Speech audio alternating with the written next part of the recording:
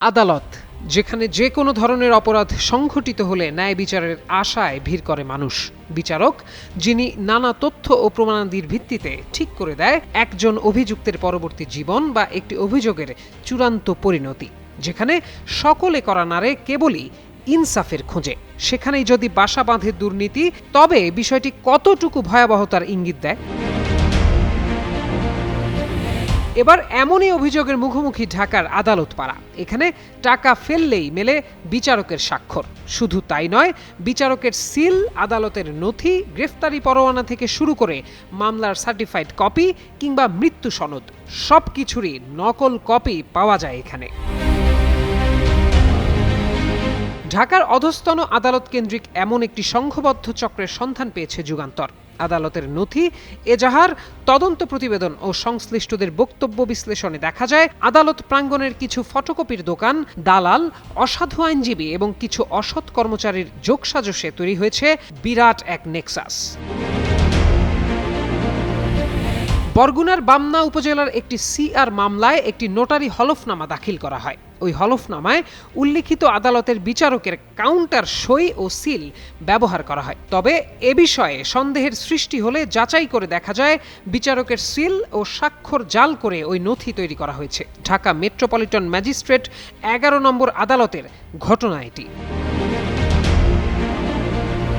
আরেকটি ঘটনাও আদালত পাড়ার প্রতারণার ভয়াবহ ইঙ্গিত দেয়। টাঙ্গাইলের কালীহাতির 4 বাসিন্দার কাছে ঢাকার সিএমএম আদালতের নামে একটি সমন পাঠানো হয়। সেখানে শাহবাগ থানার একটি মামলার কথা উল্লেখ করা হয়। ভুক্তভোগীরা আদালতে আবেদন করলে নথি যাচাই করে দেখা যায় ওই মামলায় তাদের নামই নেই। তদন্তে নিশ্চিত হওয়া যায় বিচারকের সিল ও স্বাক্ষর জাল করে সমনটি তৈরি করা হয়েছে। আদালত কেন্দ্রিক জালিয়াতির আরেক চাঞ্চল্যকর চিত্র উঠে এসেছে উত্তরা পূর্ব থানার একটি প্রতারণা মামলায়। মামলার এজাহারভুক্ত এক নারী আসামির পরিবর্তে অন্য এক নারী আদালতে আত্মসমর্পণ করে কারাগারে যান। সন্দেহ হলে আদালতের নির্দেশে তদন্তে বেরিয়ে আসে আত্মসমর্পণকারী নারীর পরিচয় ভিন্ন। তিনি টাকার বিনিময়ে আদালতে হাজির হয়েছিলেন।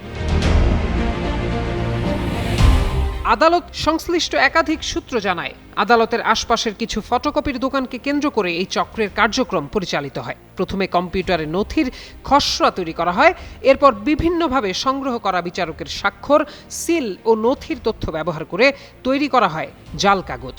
অভিযোগ রয়েছে আদালতের কিছু অসাধু কর্মচারীর মাধ্যমে আসল নথির নমুনা, স্মারক নম্বর ও প্রয়োজনীয় তথ্য সংগ্রহ করা হয়। পরে এসব জাল নথি সরবরাহ করা হয় গ্রাহক বা দালালদের কাছে।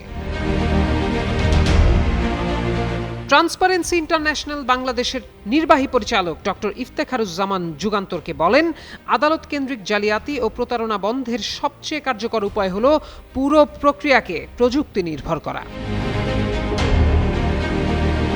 এ বিষয়ে ঢাকা মহানগর দায়রা জজ আদালতের public prosecutor advocate Omar Faruqi যুগান্তরকে বলেন, বিচারকের সিল, স্বাক্ষর জাল বা আদালতের নথি জালিয়াতির কোনো ঘটনা নজরে এলে সঙ্গে সঙ্গে আইনগত ব্যবস্থা নেওয়া হয়। জড়িতদের আইনের আওতায় এনে দৃষ্টান্তমূলক শাস্তি নিশ্চিতই এমন প্রতারণা ঠেকানোর একমাত্র উপায়।